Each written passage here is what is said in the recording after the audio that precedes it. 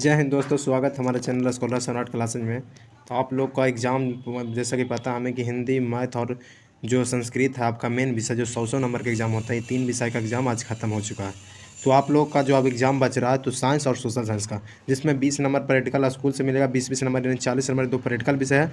और इसको एग्ज़ाम में जब 80 नंबर का ऑब्जेक्टिव होगा और 80 नंबर का सब्जेक्टिव रहेगा, जिसको में 40 नंबर तुमको ऑब्जेक्टिव बनाना है और 40 नंबर सब्जेक्टिव बनाना है।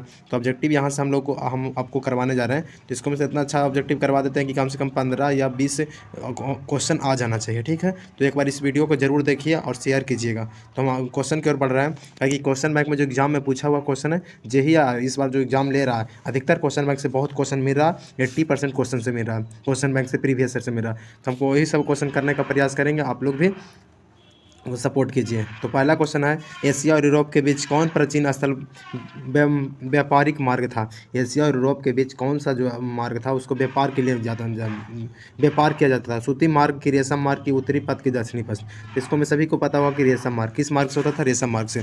आगे चौरा चौरी कांड के बाद गांधी जी ने निम्नलिखित में से किस आंदोलन को बंद कर दिया। तो जो चौरा चौरी कांड है जो हुआ था कहाँ, चौरा चौरी नामक जगह के नाम है क्या, यूपी का, यूपी जो गोरखपुर है, यूपी गोरखपुर।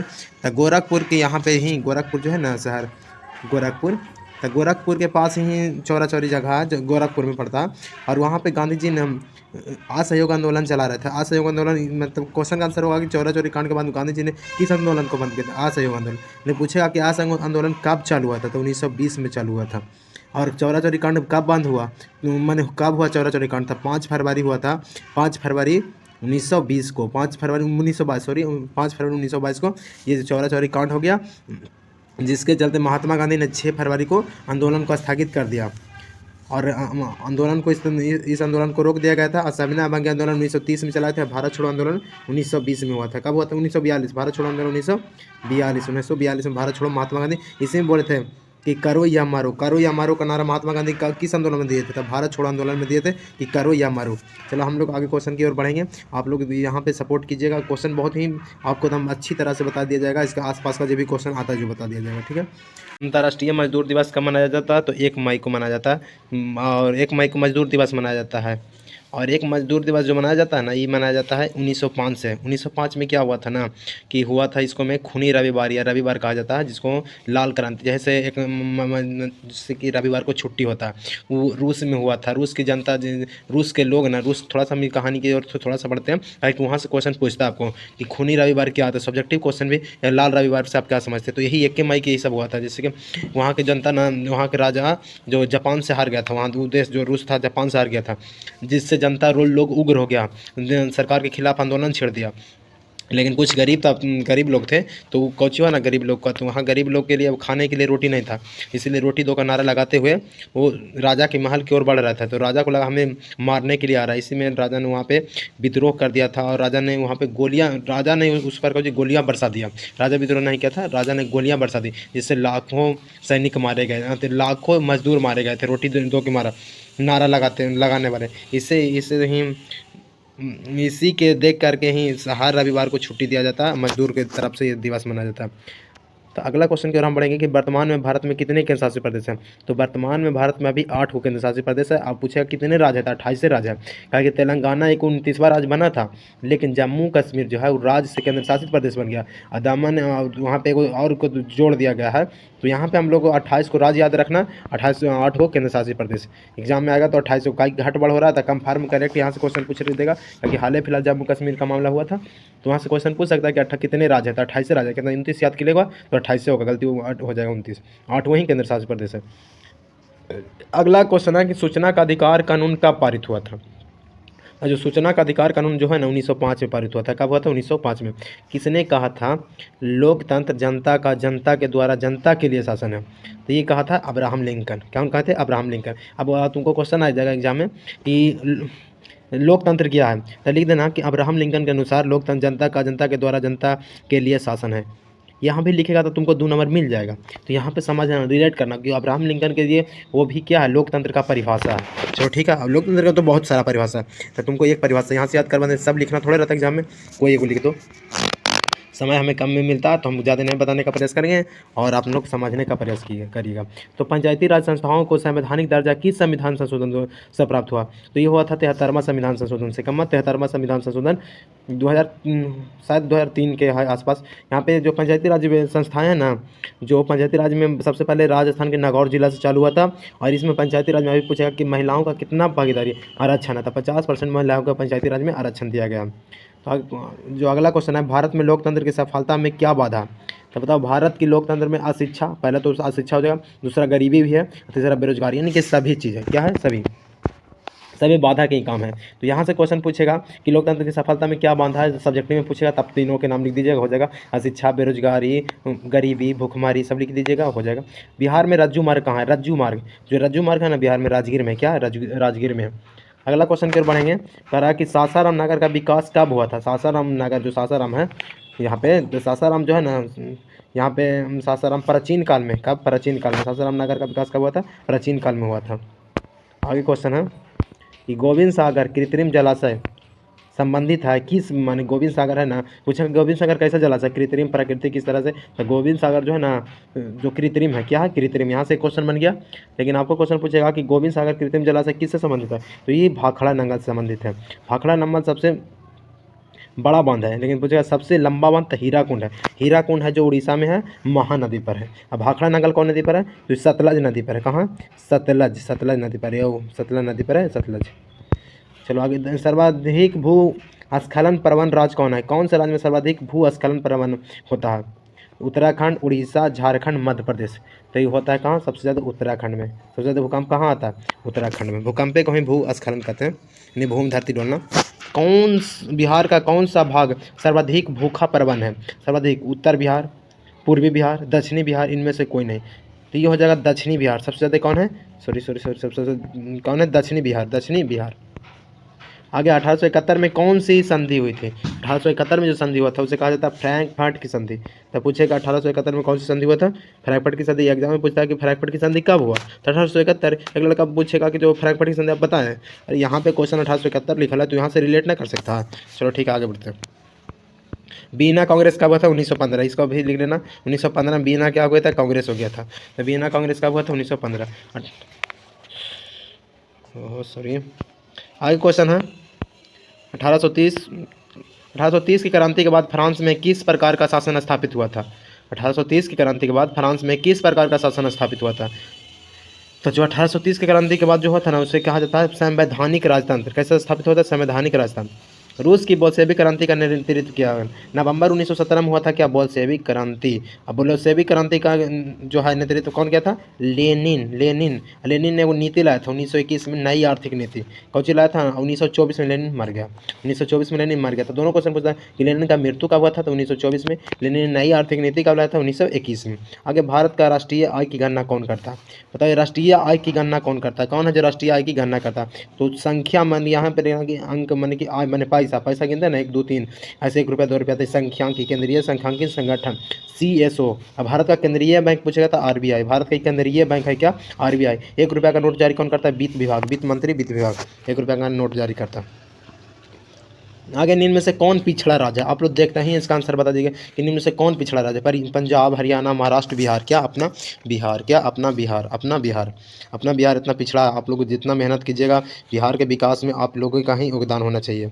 तो आप लोग मेहनत कीजिए और नंबर पे नंबर लाइए, अच्छा नंबर, तो आप लोग पढ़ लिख कर आगे बढ़ के बहुत कुछ देश के लिए, राज्य के लिए कर सकते हैं। आर्थिक क्रियाओं का मेन कारण बिहार का पिछड़ापन क्या है? अशिक्षा है, बेरोजगारी है, भूखमरी है, अधिक जनसंख्या है। तो ये लोग पढ़े लिखे था ना, जनसंख्या कम बढ़ाएगा, पढ़ाएगा सबको, मजदूरी नहीं करवाएगा, तो इस तरह से हो जाएगा, तो आप लोग देश का, राज्य का विकास होगा।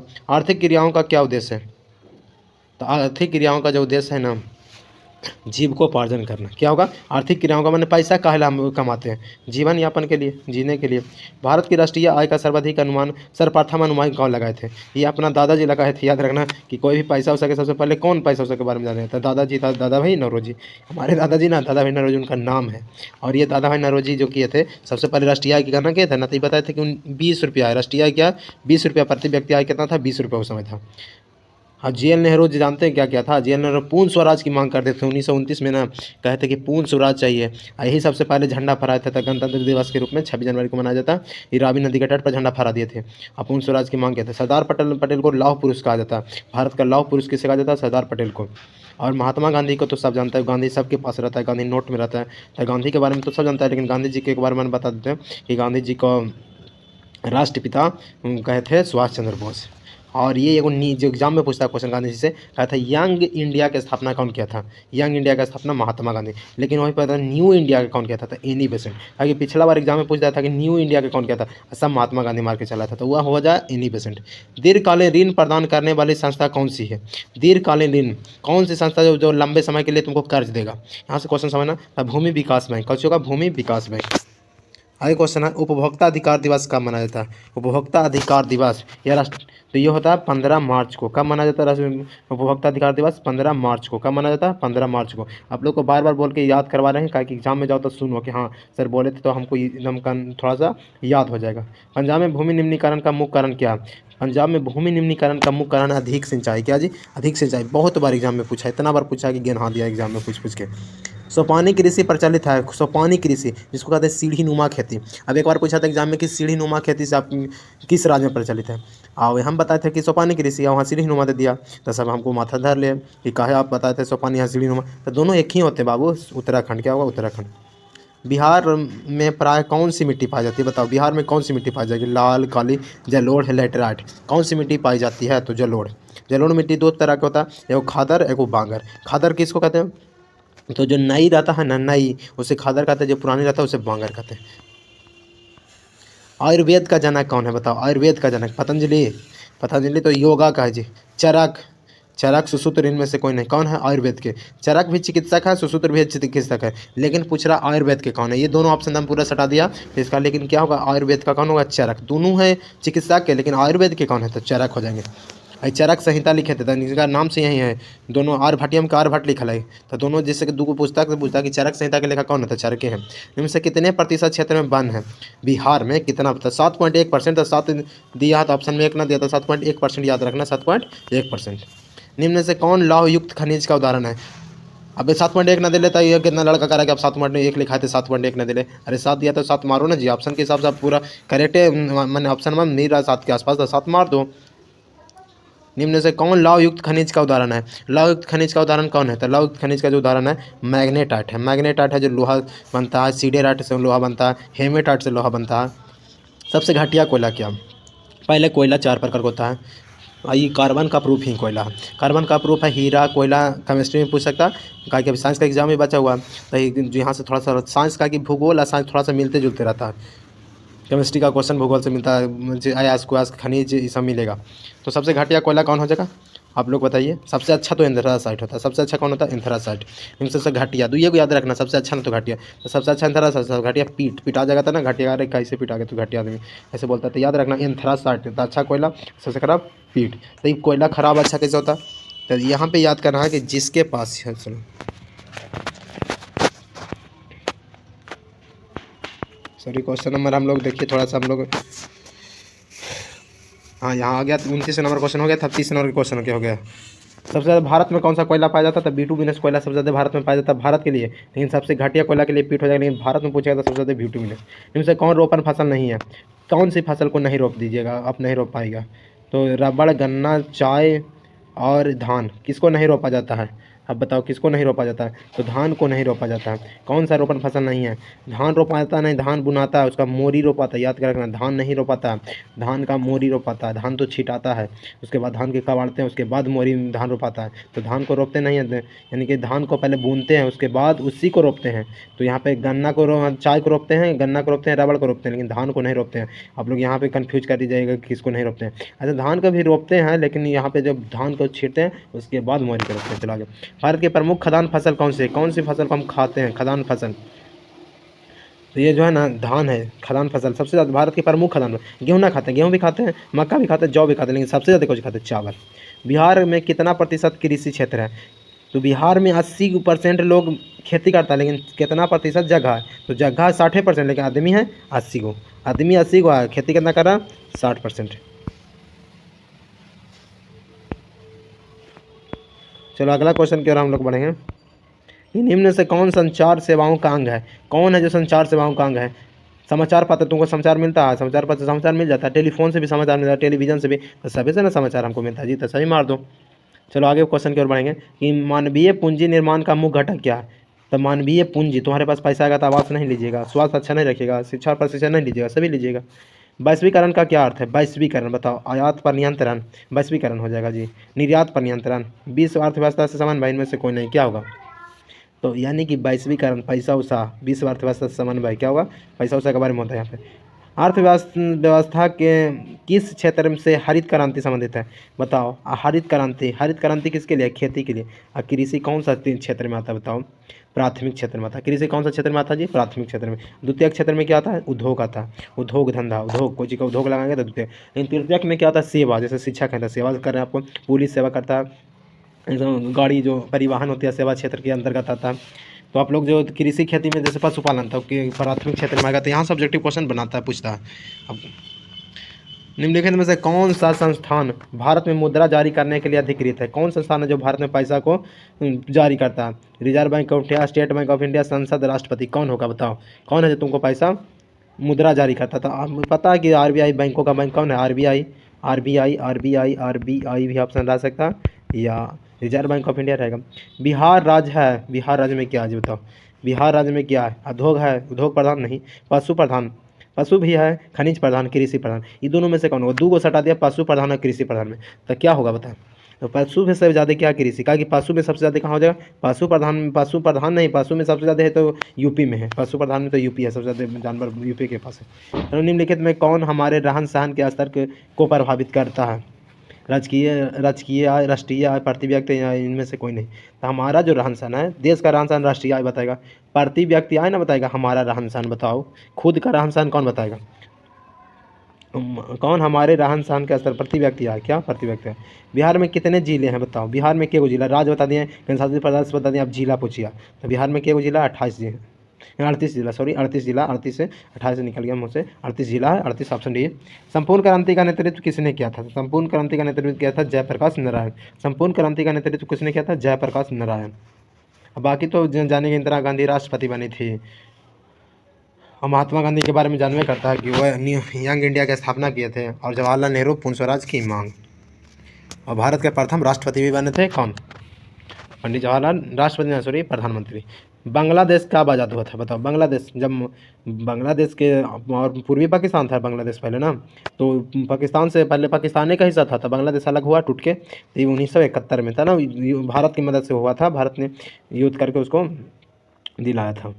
कहा कि पाकिस्तान वाला यहाँ पे कब्जा कर लिया था, कहा था कि ये सब मांग दिया कि अलग हम देश थे, अलग देश नहीं होना चाहिए, और बहुत ही गलत काम किया था। तो इसीलिए भारत में किस राज्य में सर्वप्रथम पंचायती राज की शुरुआत हुआ।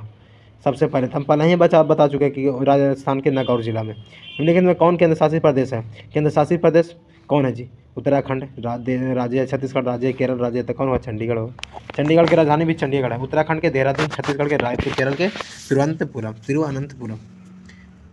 संघ सरकार का उदाहरण है जी। संघ सरकार का अमेरिका में कि भारत में कि कनाडा में कि इनमें से सभी में, कहाँ संघ सरकार का उदाहरण है बताओ। संघ सरकार कहाँ है जी, तो संघ सरकार का जो है ना, ऐसे तो संघ कनाडा में भी संघ सरकार है, भारत में संघ सरकार है, ये है, अमेरिका सभी हो जाएगा, क्या हो जाएगा, सभी हो जाएगा। ऐसे तो संघ सरकार में ऑप्शन में यदि सभी नहीं रहे तो अमेरिका मारना, क्या होगा, सभी नहीं ऑप्शन रहेगा तो अमेरिका का, कि संघ में सबसे आगे कौन है, अमेरिका। इन सभी ऑप्शन है तो सभी चीज़ चल गया यहाँ पे। भारत का केंद्रीय बैंक कौन है। भारत का केंद्रीय बैंक कौन है, तो रिजर्व बैंक ऑफ इंडिया है। इसको मैं सोचना क्या, भारत का केंद्रीय बैंक है रिजर्व बैंक ऑफ इंडिया। कहा कि रिजर्व बैंक ऑफ इंडिया निम्नलिखित कृषि उत्पादों के मानवीकरण के लिए किस मानक का प्रयोग किया जाता है। यहाँ से को पूछता तो इसका किसका, कृषि के लिए कौन सा बताओ। किसान लोग हल्ला करेगा, अंडा खाएगा, इको मार क्या हो जाएगा बताओ। तो किसान लोग क्या करेगा, अंडा खा के खेती करेगा, तो एक मार्क क्या होता है, कृषि उत्पाद के लिए। हॉल मार्क स्वर्ण के लिए, सोना जवरात के लिए हॉल मार्क होता है, जवरात के लिए। निम्नलिखित में से कौन प्राथमिक क्षेत्र से संबंधित है। ये पहले ही बता चुके हैं, तो प्राथमिक क्षेत्र से कौन संबंधित है जी, तो कृषि क्षेत्र। कृषि क्षेत्र, सेवा क्षेत्र तृतीय, औद्योगिक क्षेत्र द्वितीय, औद्योगिक क्षेत्र द्वितीय। यहाँ से क्वेश्चन जरूर पूछेगा, तो आप लोग इसको दम जरूर कीजिएगा। आगे बढ़ते हैं कि निम्न से कौन प्राथमिक क्षेत्र, यहाँ हो गया। तीन कठिया प्रणाली किस पर लागू था। 3 कट्ठा माने खेत, और गाना भी आ गया 3 कट्ठा, 3 कट्ठिया पन्ना नहीं, 3 कट्ठा गाना भी पवन सिंह का आ गया था। लेकिन हम लोग 3 कट्ठा पड़ता बिहार चंपारण जिला की बात करते हैं। तो किसान खेती कौन, 3 कट्ठा कौन खेती ना जी, इन किसानों पर वाले 3 कट्ठा पड़ता हम थोड़ा सा हम आगे बढ़ना चाहते हैं कि 1917 में जो हुआ था चंपारण सत्याग्रह 3 कट्ठा पड़ता के लिए था। तो पूरे चंपारण सत्याग्रह क्या था, तो उसको मिलेगी ना कि जो अंग्रेज ना 3 कट्ठा खेत 20 का मैंने कि 1 बीघा में 3 कट्ठा आपको नील की खेती करना अनिवार्य कर दिया था। तो इसीलिए वहाँ पे बहुत काहे कि नील की खेती करना हमको तकलीफ वाली बात नहीं था। लेकिन एक बार नील का खेती हो गया तो 3 कट्ठा खेत बर्बाद, वो आलूआ भंटा नहीं लगेगा, ठीक ना। आलूआ भंटा जो लगा रहे थे ना 3 कट्ठा में, तो 3 कट्ठा में आलू भंटा नहीं लगेगा, काहे कि 3 कट्ठा हो गया बर्बाद। तो 3-3 कट्ठा बर्बाद करेगा तो कितना बर्बाद हो जाएगा। जलियांवाला बाग हत्याकांड की जांच के लिए सरकार ने किस समिति का गठन किया था, तो उसने किया था हंटर समिति के। हम लोग क्या थे, मदन मोहन मालवीय समिति, जो भारतीय था मदन मोहन मालवीय समिति का गठन किया था। लेकिन सरकार ने कौन सा गठन किया था, हंटर समिति। क्या कहते हैं, हंटर। डॉक्टर राजेंद्र प्रसाद का जन्म कहाँ हुआ था, बिहार के जीरादेई नामक, बिहार के, अभी हम सबको दरोगा के में पूछ दिया था कि जो राजेंद्र प्रसाद है उनका जन्म किस जिला में हुआ था, सिवान जिला। सिवान जिला पूछ देते सिवान मार देना, और जगह पूछ देता जीरादेई, जीरादेई में मार देना। कब हुआ था, जीरादेई नामक गांव में हुआ था। ककोला जलप्रपात बिहार के किस जिला में, ककोलत। जो गुंजन सिंह का गाना सुना होगा था नवादा, ककोलत हो जाएगा नवादा। यानी गाना से आप लोग सुनते थे, क्वेश्चन याद कीजिए, इन आगे गाना खाली ऐसे ही डांस हिला दिए बस हो गया। किस देश की सीमा बिहार से जुड़ी हुई है, किस देश की सीमा बिहार से जुड़ी हुई है, तो बिहार से जुड़ा हुआ नेपाल है। कौन है, तब मैप एक बार देखिएगा आप लोग के दिमाग में आ जाएगा। तो भी ककोलत जो है किस देश की, नेपाल से, नेपाल से। चलो आगे क्वेश्चन की ओर बढ़ेंगे हम लोग। गठबंधन की सरकार बनाने के लिए किस प्रकार की दलीय व्यवस्था की जरूरत है। गठबंधन हमको सरकार बनाना है तो कैसा दल चाहिए, बहुदलीय। क्या चाहिए, बहुदलीय। भारतीय जनता पार्टी के प्रथम अध्यक्ष कौन थे, बीजेपी के प्रथम अध्यक्ष कौन थे, लाल कृष्ण आडवाणी, मुरली मनोहर जोशी, राजनाथ सिंह, अटल बिहारी वाजपेयी। कौन थे, तो ये थे अटल बिहारी वाजपेयी। कहा कि इसी का नाम एक आप लोग सुने हैं, बाकी सबके तो नाम नहीं सुने हैं। भारत में राष्ट्रीय आपातकाल की घोषणा कब की गई थी। इंदिरा गांधी के समय में किया गया था राष्ट्रीय आपातकाल, तो कब किया गया था बताइए। 1975 में किया गया था, सॉरी 1975 में। आगे हाँ, भूकंप केंद्र के ऊर्ध्वाधर पृथ्वी पर स्थित केंद्र को क्या कहते हैं। भूकंप केंद्र के ऊर्ध्वाधर पृथ्वी पर स्थित केंद्र को क्या कहते हैं। भूकंप के सामने वाला, जो भूकंप तो नीचे आता है ज़मीन के अंदर, और भूकंप के सामने जो ज़मीन के ऊपर आता है उसे क्या कहा जाता है, तो उसे क्या कहा जाता है, उसे कहा जाता है आधे केंद्र। भूकंप 3 तरह के तरंग होता है, एल तरंग, पी तरंग, एस तरंग। तो यहाँ पे 3 तरह के तरंग से भूकंप आता है। भूकंप को सिस्मोग्राफ से मापा जाता है। सुनामी संबंधित है, सुनामी स्थल से, प्रकाश से, समुद्र से, इनमें से कोई नहीं। तो समुद्र में जो भूकंप आता है ना उसी को सुनामी कहते हैं। क्या कहते हैं उसे, सुनामी कहते हैं। समुद्र में जो भूकंप आता है उसे ही सुनामी कहते हैं। तो किससे संबंधित है, समुद्र से। मलबे के नीचे दबे लोग का पता लगाने के लिए किस यंत्र का, इंफ्रारेड कैमरा का, इंफ्रारेड कैमरा का उपयोग हम लोग करते हैं। निम्नलिखित में से कौन प्राकृतिक आपदा है। अब बताओ, प्राकृतिक आपदा जो भगवान देते हैं, आग लगाएंगे भगवान नहीं, बम विस्फोट भगवान फेंकते हैं, रसायन दुर्घटना, भूकंप हो जाएगा क्या, प्राकृतिक आपदा। 2 तरह का होता है, मानव जनित आपदा को प्राकृतिक आपदा। प्राकृतिक आपदा हो गया भूकंप, सुनामी, चक्रवात, आंधी और बाढ़, ये सब हो गया। सुखाड़ भी हो जाता है, लेकिन आग लगाना कोई मनुष्य के द्वारा होता है। इनमें से बाकी सब हो गया कौन चीज, कृत्रिम। निम्नलिखित में से कौन खरीफ की फसल है, खरीफ फसल जो पानी के दिन में होता है ना उसे खरीफ। गेहूँ पानी में होगा जी, तिलहन गाँव पानी में होगा जी, जौ गेहूँ तो एक ही साथ होगा, 3 को छड़ के तो धान होगा। खरीफ फसल क्या होगा, धान। मक्का होता है, ज्वार बाजरा। क्या होता है, मक्का होता है, ज्वार और बाजरा। धान, मक्का, ज्वार और बाजरा क्या होता है, खरीफ फसल। रबी फसल जो इस दिन में जो खेत में लगा हुआ सब रबी होता है। देखिएगा खेत में जो सब लगा है सब रबी। ऑपरेशन फ्लड क्या है जी, ऑपरेशन फ्लड बाढ़ नियंत्रण, डेयरी विकास, बांध का रख रखाव, इनमें से कोई नहीं। तो क्या हो जाएगा, डेयरी विकास। फ्लड हो गया दूध पी के फ्लैट होना, अगर पी के फ्लैट होला तो डेयरी विकास याद रखना। रिजर्व बैंक ऑफ इंडिया की स्थापना कब हुआ था। रिजर्व बैंक ऑफ इंडिया 1 अप्रैल 1935 को। RBI, reserve bank of India को क्या कहते हैं, आरबीआई। 1 अप्रैल 1935 को इसकी स्थापना हुआ था। बात को सुनिएगा, क्योंकि लिखना यहाँ पे जगह बहुत कम है, और लिखने में थोड़ा सा देखिए। 1 अप्रैल देखिए कितना जगह चलता है। 1 अप्रैल 1935। भारत में पहली सूती मिल कहाँ स्थापित की गई थी। भारत में पहली सूती मिल, तो हम लोग क्वेश्चन नंबर 64 की ओर बढ़ेंगे कि भारत में पहली सूती मिल कहाँ स्थापित की गई। तो भारत में सबसे पहले सूती मिल डायरेक्ट बोलेगा तो आपको मारना होगा कोलकाता। कहाँ मारना होगा, सॉरी, कहाँ मारना होगा, कोलकाता मारना होगा। कहीं पे आंसर आपको मुंबई मिलेगा। तो कोलकाता में भारत में पहली सूती मिल खुला था 1818 में। कब खुला था आप लोग यहाँ पे डिफाइन कर देते, कहा कि बहुत ही कन्फ्यूजन वाला सवाल है। हम मुंबई देता आंसर। भारत में जो पहली आधुनिक मिल लगा रहेगा ना, आधुनिक मिल था 1854 में खुला था। कौन? आधुनिक, माने मशीन के द्वारा। भारत में सूती मिल तो पहले खुल गया था कोलकाता में, 1818 में खुल गया था, लेकिन मशीन के द्वारा आधुनिक तरह से बढ़िया से सुशोभित ढंग से 1854 में बम्बई में खुला था। तो ये दोनों ऑप्शन है, तो मार दीजिएगा कोलकाता। और कोई एक ऑप्शन है, तो मुंबई रहेगा तो मुंबई, कोलकाता रहे तो कोलकाता।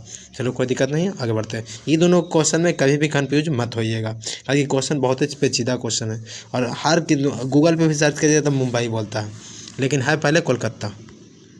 जर्मनी में एकीकरण के लिए, जर्मनी के एकीकरण के लिए कौन उत्तरदायी है? जर्मनी के एकीकरण के लिए कौन उत्तरदायी है? तो यहाँ पे ऑप्शन है कॉन्टरकाबुर, बिस्मार्क, गैरिबाल्डी और मेजनी। कौन है? बिस्मार्क। कौन हो जाएगा? बिस्मार्क। फ्रैंकफर्ट की संधि किस वर्ष हुई थी? फ्रैंकफर्ट की संधि तो पहले ही आ गया जी, क्वेश्चन में 1871 की क्रांति क्या था, वही ना क्वेश्चन पूछा था कि हम बोले थे कि एग्जाम में पूछा फ्रैंकफर्ट की संधि किस वर्ष हुई थी, तो वही कन्फ्यूज के लिए था। यहाँ पर हो गया 1871। अब क्वेश्चन देखने पूछा था 1871 की क्रांति में क्या हुआ था? तो फ्रैंकफर्ट की संधि हुआ था। फ्रैंकफर्ट की संधि कब हुआ? 1871। वहाँ पे क्वेश्चन कन्फ्यूज रिलेट करता आगे पीछे। चलो आगे क्वेश्चन है सेम्प्टी लैंप। सेम्प्टी लैंप के आविष्कार कौन है? लैंप माने कि, अब लैंप माने कि क्या होता है? लाइट जलाते हैं भगवान लगे, देवी ला, तो हेम्फ्री डेवी। सेफ्टी लैंप का आविष्कार कौन कहता है? सेफ्टी लैंप का आविष्कार कौन कहता है? Humphrey Davy. Humphrey Davy. तो याद रखना कि देवी जी लगे हम लोग लैंप जलाते हैं। भारत छोड़ो आंदोलन का प्रसिद्ध नारा क्या है? पहले ही बोल रहे थे, भारत छोड़ो आंदोलन, करो या मरो। कौन बोलते हैं? महात्मा गांधी। वंदे मातरम, इनकलाब जिंदाबाद, भगत सिंह बोलते हैं। फूट डालो और शासन करो, अंग्रेजों की नीति थी। किसका नीति था? फूट डालो और शासन करो, किसका नीति था? अंग्रेजों की। समाजवादियों का बाइबिल किससे कहा जाता है? दास कैपिटल को। दास कैपिटल के लेखक कौन है? Karl Marx. कार्ल मार्क्स का जन्म कब हुआ था? कहाँ? 1818 में हुआ था उनका जन्म। और कहाँ हुआ था? तो जर्मनी में हुआ था। भारतीय राष्ट्रीय कांग्रेस की स्थापना 28 दिसंबर 1885। कांग्रेस से क्वेश्चन जरूर पूछेगा। इसके प्रथम अध्यक्ष कौन थे? तो WC बनर्जी। इसको स्थापित कौन किए थे? एहो ह्यूम किया था। यहाँ से क्वेश्चन ये को बनता ही बनता है। भारतीय राष्ट्रीय कांग्रेस की स्थापना कब हुआ था?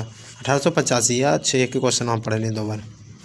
गांधी जी ने भारत में सत्याग्रह का पहला प्रयोग सब बताया हुआ चंपारण में किए थे। सबसे पहले चंपारण 1917, खेड़ा और अहमदाबाद दोनों 1918। 1917 ये 1917 1918। मुद्रण का आविष्कार कहाँ हुआ था?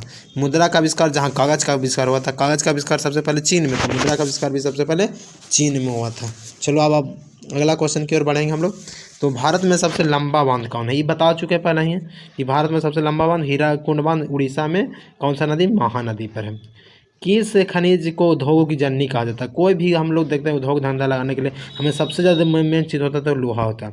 तो क्या होगा? उद्योग की जननी किसे कहा जाता है? लोहा। सर्वोत्तम कोयला का प्रकार क्या है? यही रिपीट क्वेश्चन हो गया, एंथ्रासाइट तो पहले ही हो गया। अच्छा, सर्वोत्तम कोयला, उसने पूछा था घटिया कोयला, यह है सर्वोत्तम कोयला। तो सब बता दिए थे कि सर्वोत्तम होगा पीट, एंथ्रासाइट का घटिया होगा पीट।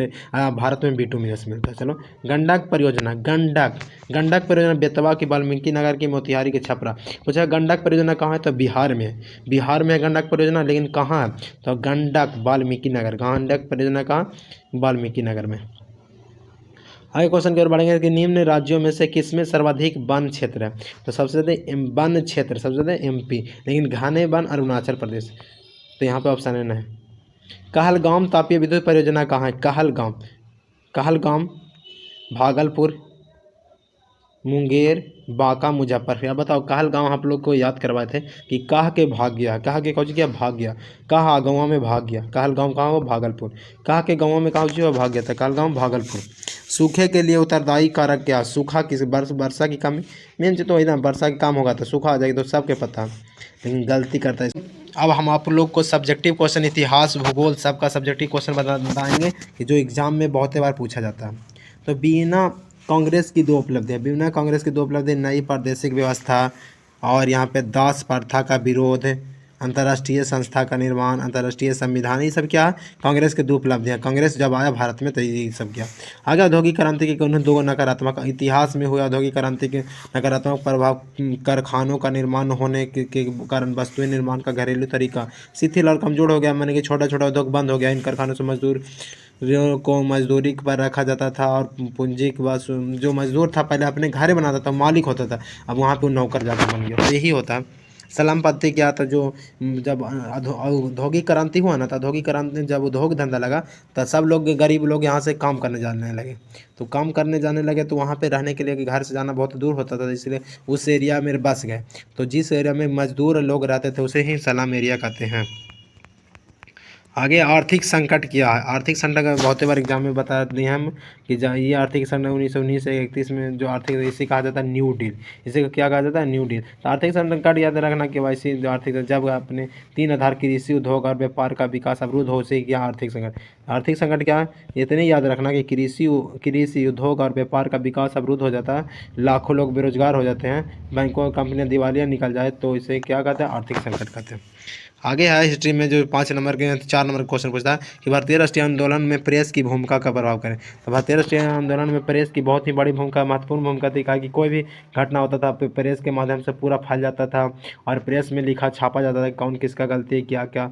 इससे लोग सभी जगह के जान जाते थे, कहीं भी बैठे रहते थे जान जाते थे कि कहाँ देश में क्या हुआ, क्या रसद क्या हुआ, और अंग्रेज़ का क्या नियम है, क्या कानून लगाएगा। फिर यही सब लिखना। और असहयोग आंदोलन के 2 कारणों पर टिप्पणी देना कि असहयोग आंदोलन 1920 में स्टार्ट हुआ था और इसमें मुस्लिम हिंदू पूरा देश में भाग लिया था, लेकिन इसको में जब बीच में चौरा चौरी कांड हो गया तो इसी आंदोलन को स्थापित तो मैंने रोकना पड़ गया। आप लोग रणनीति से क्वेश्चन के रूबरू कराएंगे। तो लैंगिक विभेद से आप क्या समझते हैं। तो समाज के लैंगिक विभेद माने कि जैसे कि लैंगिक विभेद क्या होता है ना, कि जो महिला पुरुष के बीच विभेद को ही लैंगिक विभेद कहते हैं। लिंग विभेद जैसे ना कहता है कि महिला है, पुरुष है, लेडीज सीट, जेंट्स सीट, तो वहीं पे विभेदन होता है, अलग अलग जाति कमजोर वर्ग के रूप में माना जाता है। और यहाँ पे लैंगिक विभेद में जातिवाद नहीं होगा, खाली लिंग के आधार पर विभेद करना। भारत में बहुदलीय प्रणाली को क्या अपनाएगा। कहा कि भारत में बहुदलीय प्रणाली आएगा। कहा कि यहाँ जनता तो सबसे ज़्यादा जनसंख्या बहुत है और बहुदलीय प्रणाली रहने के कारण कोई भी दल सरकार बना सकता है, इसीलिए कोई सरकार घमंड में ना जाए कि हाँ हम ही एगो सरकार बन सकते हैं, और ऐसे कि सबको डर सताए रहा है कि हाँ हम हारेंगे कि या जीत जाएगा वो जीत जाएगा, इसीलिए जनता के पीछे काम ज़्यादा करें। चलो आगे, लोकतंत्र से आप क्या समझते हैं। लोकतंत्र नहीं आएगा तो डायरेक्ट लिख देना कि हम बोले थे पहले कि लोकतंत्र अब्राहम लिंकन के अनुसार कि लोकतंत्र जनता के द्वारा जनता का शासन है, यही लिख देना। या लोकतंत्र का था जनता का शासन। लोकतंत्र का अंग्रेजी शब्द डेमोक्रेसी या 2 यूनियन डेमोस और क्रेसिया से बना है, जिसका अर्थ था जनता और शासन। तो उतना नहीं लिखने जाना है ना। कि अब्राहम लिंकन के अनुसार लोकतंत्र जनता के लिए या जनता के द्वारा शासन है। गुप्त मतदान क्या है। तो गुप्त मतदान है कि जो हम लोग वोट देते हैं तो किसी को दिखा के कि हम किसका वोट दे रहे हैं, या बटन दाबते हैं अपने अकेले, तो उसी को तो गुप्त मतदान कहते हैं। अब दिखा के वोट दे लिएगा कि हाँ मुखिया जी तो वोट ना दे लियो, तब तोरा जीतला के बाद तुमको काम करेगा, तो उसी को गुप्त मतदान कहते हैं। जब हम लोग वोट देते हैं वो छिपा के देते, मतलब कि हम लोग को वोट देने के लिए सबको नहीं, माने कि जो उसको वोट देना है वही अंदर जाएगा, सभी अलग अलग जाएगा, और किसका कम बटन दाबना ये अपना खुद तय करेंगे, किसको वोट देना न देना है, ये हमारा अधिकार है। तो यही होता है गुप्त मतदान। ग्राम पंचायत के संगठन के कार्य, जो ग्राम पंचायत के जो कार्य है जिसके बारे में लिखना कि डायरेक्ट ग्राम पंचायत के प्रधान मुखिया होते हैं, मुखिया की सहायता के लिए एक उप मुखिया का सृजन किया जाता है। और यहाँ पे आप लोग को देख लेना, एक बार पढ़ना है, कि हम समय कम रहेगा तो हम आप लोग को तो आगे बढ़ते चलेंगे। लोकतंत्र की सफलता के लिए कौन कौन से आवश्यक शर्तें रहता है। लोकतंत्र की सफलता के लिए आवश्यक भारत में अभाव है और लोकतंत्र के बाधक तत्वों का निराकरण किया जाना चाहिए, ये सब है। और यह प्रबुद्ध जनमत, राजनीतिक दलों की मजबूती, सामाजिक सौंदर्य, सौहार्द, आर्थिक समानता, यही सब है। और ये अर्थव्यवस्था। वस्तु विनिमय प्रणाली क्या, वस्तु देकर वस्तु लेना ही वस्तु विनिमय पर। आर्थिक नियोजन क्या, पैसा को जो बचाना है आर्थिक नियोजन होता है, खर्च करेंगे इस तरह से कि उसका हम लाभ हो, तो यही आर्थिक नियोजन, पैसा का लेन देन। उपभोक्ता शोषण से आप क्या समझते हैं। वह बाजार, जो बाजार में कोई वस्तु खरीदता है अथवा उस सेवा के लिए भुगतान करता है, उपभोक्ता कहलाता है। बिहार में वैश्वीकरण के 2 नकारात्मक प्रभाव लिखना है। अर्थव्यवस्था के किसे कहते हैं, अर्थव्यवस्था के बारे में लिखना है कि एक देश का क्षेत्र विशेष की वैसी व्यवस्था या संगठन जिसके अंतर्गत समाज के सभी सदस्य अपने आर्थिक क्रियाकलाप द्वारा जीविकोपार्जन आवश्यकताओं की पूर्ति करता अर्थव्यवस्था कहलाता है। तो देश का वह क्षेत्र जिसमें वैसी व्यवस्था जिसमें संगठन में लोग समाज के सभी सदस्य धार्मिक या किसी भी तरह से अपना जीविकोपार्जन करते हैं, अर्थव्यवस्था कहलाता है। यह अर्थव्यवस्था 3 तरह का होता है, प्राथमिक क्षेत्र, द्वितीयक क्षेत्र और तृतीयक क्षेत्र। यानी कि आप पैसा कमा सकते हैं खेती करके या उद्योग लगा के या किसी का सेवा करके। चलो आगे, बचत क्या है? आय में उपभोग पर किए गए व्यय को घटाने से जो शेष बचता है उसे बचत कहते हैं। आय में उपभोग, जैसे हम 100 रुपया कमाए और हम 20 रुपया खर्च करते हैं, तो जो बचा उसी को तो क्या कहते हैं? बचत कहते हैं। या आय में वृद्धि, उपभोक्ता में कमी। आय हमको ज़्यादा होगा, खर्च काम करेंगे तभी ना हमारा जो बढ़ेगा। आगे क्वेश्चन है, यहाँ भूगोल का क्वेश्चन आ जाएगा आप लोग को।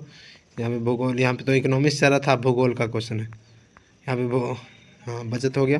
भूगोल का क्वेश्चन है कि परंपरागत और गैर परंपरागत ऊर्जा स्रोत में अंतर। तो ऊर्जा के ऐसे संसाधन या स्रोत जैसे भंडार सीमित है, परंपरागत ऊर्जा के स्रोत कहलाते हैं, जैसे कोयला, पेट्रोल। तो पूछता है कि कोई कौन निम्न से कौन परंपरागत स्रोत, ऑब्जेक्टिव ही पूछता है। तो जो खत्म हो जाएगा परंपरागत है, जैसे कोयला खत्म हो जाएगा, पेट्रोल खत्म, खनिज खत्म हो जाएगा। जिसे भंडार से अक्षय है। ऊर्जा के गैर परंपरागत स्रोत जैसे पवन खत्म होगा, कभी हवा, सूर्य किरण, कभी सूर्य खत्म होगा, सूर्य समुद्र में ज्वार हमेशा आते रहता है, खत्म नहीं हो सकता। तो ये सब क्या गैर परंपरागत। खनिज को परिभाषित कीजिए। खनिज तो पूछेगा केमिस्ट्री में भी। खनिज प्राकृतिक रूप से पाए जाने वाला वह पदार्थ है जिसे भौतिक या रासायनिक संगठन में निश्चित होता है, इसे आंतरिक परमाणविक संरचना की आवश्यकता है। तो यहाँ भी ना लिख सकता कि खनिज